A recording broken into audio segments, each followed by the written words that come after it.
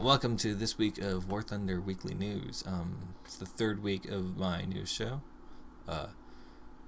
This week in War Thunder, I was expecting it to be pretty boring because through most of it, nothing really exciting happened. But on Thursday and Friday, they dropped some pretty crazy bombshells. I guess. We'll get into those later. First up, though, is there's a 4th of July sale that started on July 1st, which is funny because that's Canada Day, or their Independence Day. So I don't know, I guess Canada has to suck it.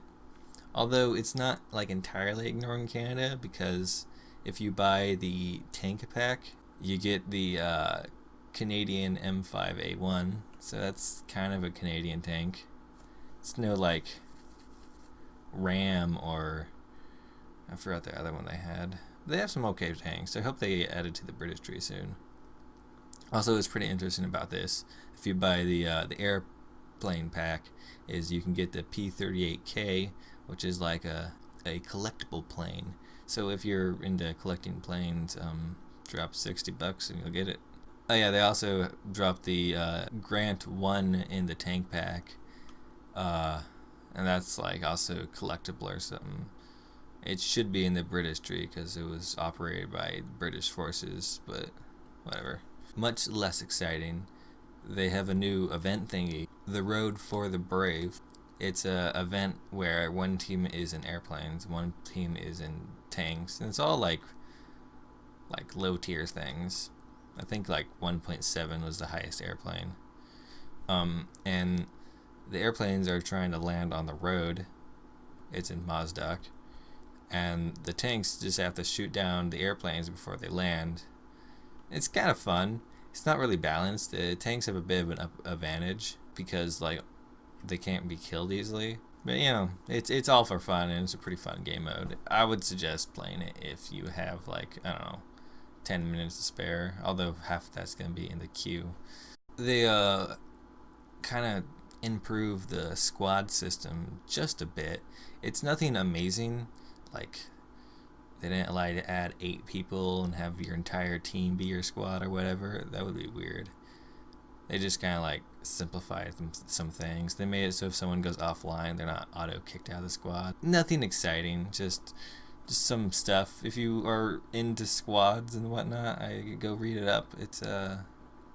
It's pretty cool. In this week's episode of The Shooting Range, they answered some more questions from the community. Most of them ended up being soon or maybe. They asked about naval forces, which soon.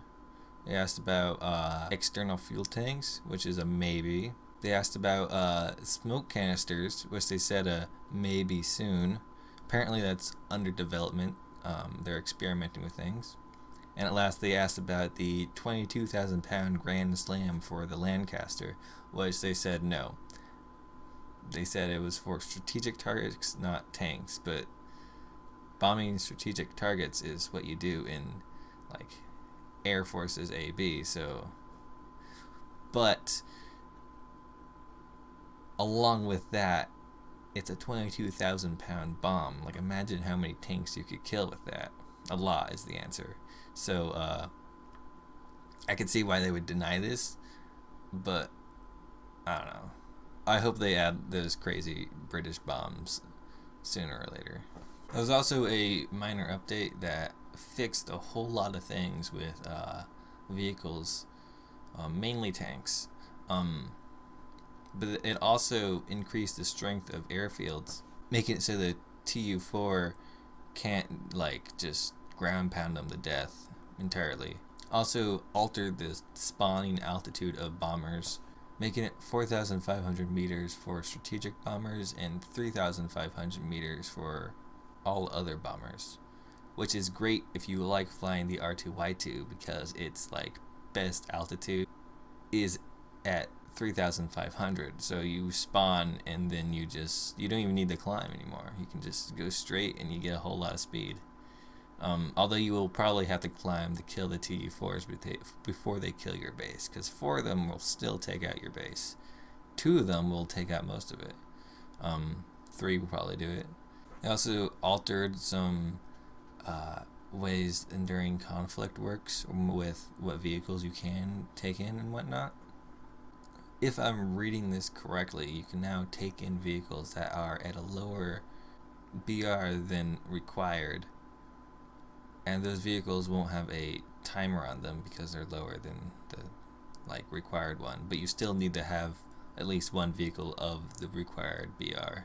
Also, they reduced the wait times to, I think, like the maximum is 30 or something. Besides those, they altered the flight model of the Stuka. Well, really all they did is they fixed the flaps, nothing extreme.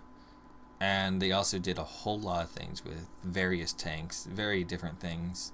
They fixed some bugs with the ST-1 and how if you shot its rockets in storage, it wouldn't explode or something. They allowed you to put extra armor on some other tanks. They did a whole lot of stuff, and I'm not going to sit here and recite all of it because that would take forever, but there will be a link in the description to the patch notes.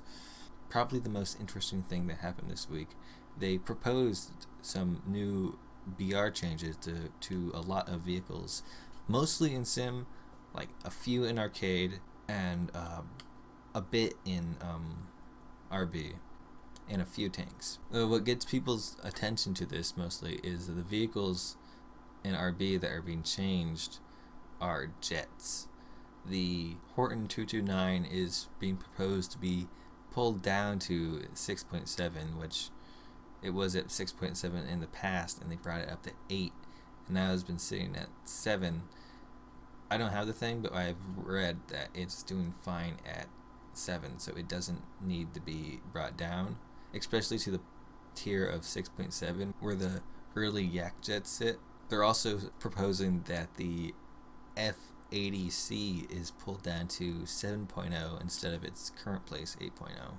The only jets I have are Japanese jets. I've fought plenty of P80s to say that the F80 does not need to be there. The Kikas and R2Y2s and the N1K2s have hard enough time dealing with those jets and the F84s.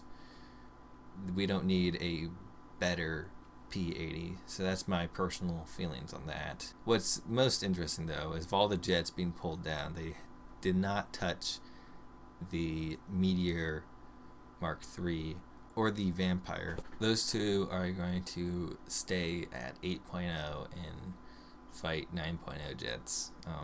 I guess that's just their fate. What probably everyone is most excited for is the TU4 is being pulled up to 8.0. I find this really funny because it was originally put at 6.3 and it's just gone up since then. I think this is a big sign that extremely heavy bombers are not fitting in well with the current game's meta. Hopefully when World War mode rolls around, we'll have a place for all these bombers, but right now they kind of are just either cannon fodder or an annoyance, but they're fun to fly. If you found anything interesting, or maybe there's a news article you would like to discuss with me, hit me up in the comments. I'll be reading them all. Like this video. If you really didn't like the video, make sure to dislike it. Subscribe so you can get next week's news. Yeah. See you next week.